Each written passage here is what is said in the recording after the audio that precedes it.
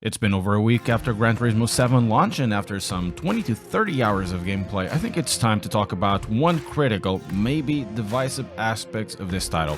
In this case, the force feedback. I've really liked in the past the force feedback of Gran Turismo Sport and plenty of wheels like the Fanatec DDD Pro, the DD1, the Logitech G93, and the Thrustmaster T150. For Gran Turismo 7, it's been more hit and miss for me.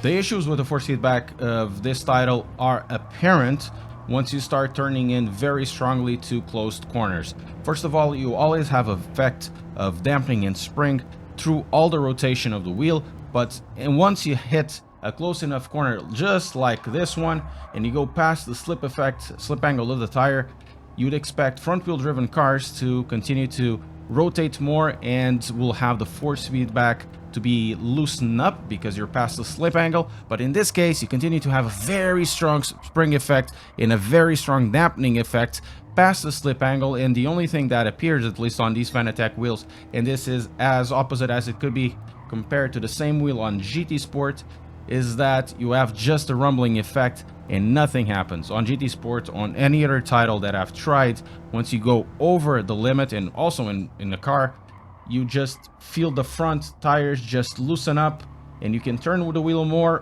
but of course, because there's no grip, the slip angle of the tire is already maxed out. There is no way to make the corner faster. This story also continues with sport tires, in this case sport softs.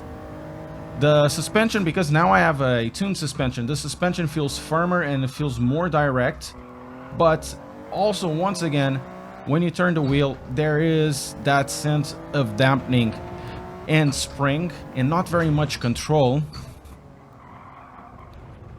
You get the rumbling and you get the vibrations. You get a little more of the rumbling through the curb, not much. You don't feel rubberiness of the tire that has you felt in Gran Turismo Sport. I think Gran Turismo Sport does force feedback really well. You just have a sense that the car is basically not there. You're not feeling yourself in the wheel or in the front tires or in your seats. It just feels like you're actually on the back seat of the car instead of the front seat, because you don't have a much indication of what the front tires are doing at the slip angle, besides getting that rumbling effect through the front. Race car with race tires, pretty much the same thing. You get that intense effect of spring and dampening. It's maybe a little more compact in the feelings. You get more connection to the road surface. You get a little more of the effects coming in from the curbs, but still very much the same story as always. It's rumbling effect, you get dampening, you kind of feel that you are losing some of that detail you had on Gran Turismo Sport with the same settings. Just that spring back to center, and if you go past the slip angle, you would still get the same very effect that you would get in the center of the wheel or in the middle of a corner like this, which is still a tightish corner, but not that corner that at that speed you would break the front grip and you would go past the slip angle on the front tires.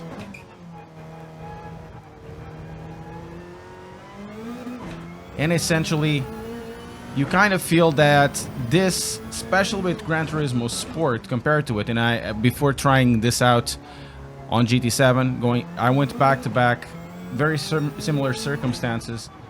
It just feels that Gran Turismo Sport had a better or a more connected, more balanced force feedback than Gran Turismo 7. With all things said, and I don't want to state that the force feedback on Gran Turismo 7 is all wrong. Liking or disliking force feedback is generally a largely more personal choice. However, not only the differences between Gran Turismo 7 and Sport force feedback are substantial to the point where it seems to be like a completely different animal for a title that shares so much, but where the difference is larger, that constant dampening and spring, even past the slip angle of the tire, it can be quite frustrating. I think polyphony can do much more for the force feedback to feel a little more natural. I'm still yet to try the force feedback in a Logitech G923, though I'm leaving that to the comparison between the Trustmaster T248 and the G923 that will be in the channel in the near future, so subscribe to keep up to date. However, I want to hear opinions about the force feedback in Gran Turismo 7. Let me know of your experiences in the comments.